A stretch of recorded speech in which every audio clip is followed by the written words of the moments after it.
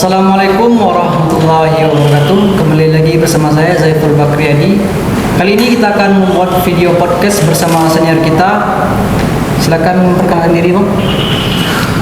Ya, perkenalkan, nama saya Ilhamuddin, biasa dipanggil Ilham. Saya berdinas di kantor pencarian dan pertolongan Mentawai ini lebih kurang sudah 6 tahun, yaitu saya angkatan 2019. Jadi sudah sangat lama ya Bang, 6 tahun Bang berdinas. Jadi kali ini kita akan membahas video tentang ASN berakhlak Bang. Jadi saya sudah siapkan beberapa pertanyaan. Kita langsung mulai aja pertanyaannya Bang ya. Iya, silakan lanjut. Yang pertama itu berkaitan tentang berorientasi pelayanan Bang. Yaitu pertanyaannya, bagaimana cara Abang tetap memberikan pelayanan terbaik kepada masyarakat meskipun dalam kondisi yang sangat lelah Bang, apalagi pulang operasi itu Bang, gimana Bang? Iya, bagus pertanyaan dari Pak Saiful ataupun Saiful. Yang pertama, core value dari ASN itu adalah berakhlak, dan bagian pertama itu adalah berorientasi pelayanan. Yang pertama kita harus paham dulu berorientasi pelayanan itu seperti apa. Berorientasi pelayanan itu adalah bagaimana komitmen kita untuk memberikan pelayanan terbaik kepada masyarakat. Terkait dengan tugas kita sebagai seorang insan SAR ataupun kita bekerja di kantor pencarian dan pertolongan Mentawai, berarti tugas kita adalah memberikan pelayanan SAR kepada masyarakat. Terkait dengan poin pertanyaannya, bagaimana ketika kita posisi sedang lelah pulang bekerja, ternyata ada lagi operasi atau ada lagi tugas lainnya. Kita sebagai seorang insan SAR ataupun seorang rescuer itu kalau sudah ada tugas di depan mata, kita tidak bisa lagi menyampaikan bahwa kita dalam keadaan lelah, karena kita harus memberikan pelayanan terbaik kepada masyarakat. Mungkin itu.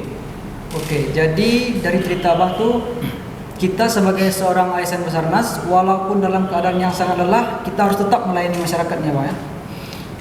Iya, benar sekali. Jadi kita harus siap kapanpun ya Bang. Selanjutnya kita lanjut ke poin yang kedua ya Bang ya. Berkaitan dengan, ini yang kedua ini tentang pengalaman operasi Bang.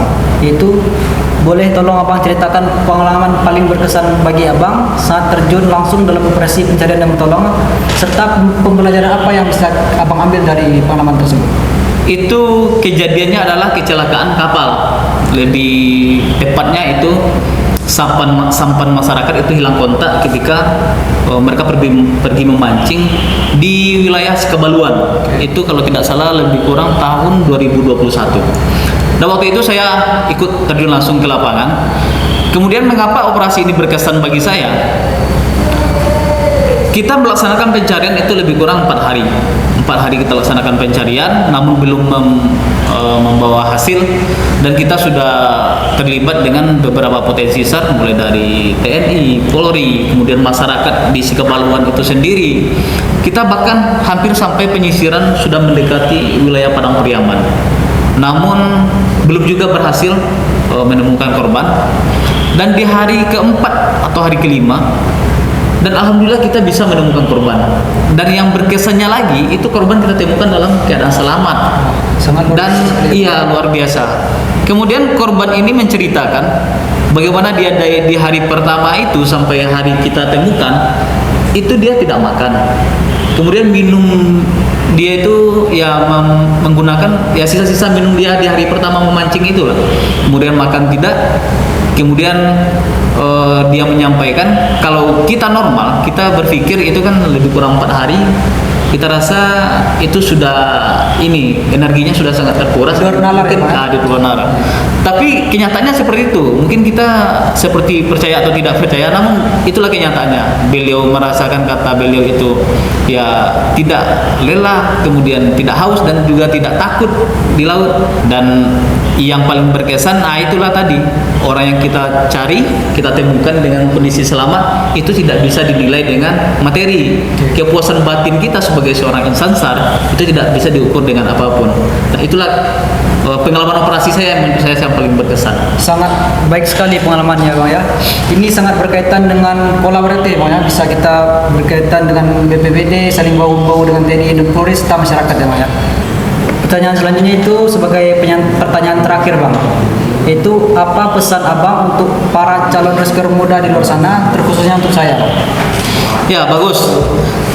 Apalagi pesan untuk rescuer muda, apalagi itu kalian yang rescuer muda ini dan sekarang mungkin masih CPNS dan insya Allah tahun depan sudah bisa jadi PNS. Banyak yang harus saya sampaikan. Yang pertama, niat dulu, perbaiki dulu niat kita. Niat kita bekerja itu diperbaiki dulu.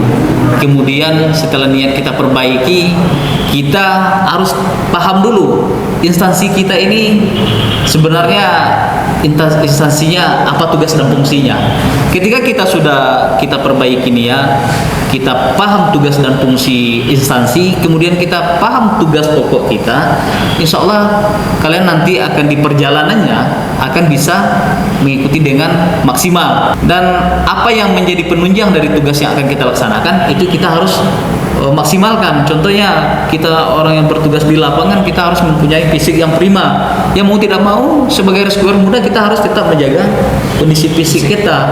Ya mungkin olahraga teratur, kemudian tingkatkan kemampuan fisik, kemudian daripada itu berlatih supaya nanti ketika tugas sudah memanggil kita tidak ada lagi kata tidak siap, dan berbanggalah kalian sudah ditakdirkan untuk menjadi insan besar. Mungkin itu yang bisa saya sampaikan. Oke, sangat bagus sekali ya teman-teman pesan dari Bang Ilham ini. Selain kemampuan fisik yang bagus, kita harus pandai dalam materi SAR. Tentunya kita harus menjaga mental kita supaya bisa dalam melaksanakan operasi SAR. Oke, cukup sekian penyampaian saya dan terima kasih kepada Bang Ilham telah meluangkan waktunya. Sekian dan terima kasih.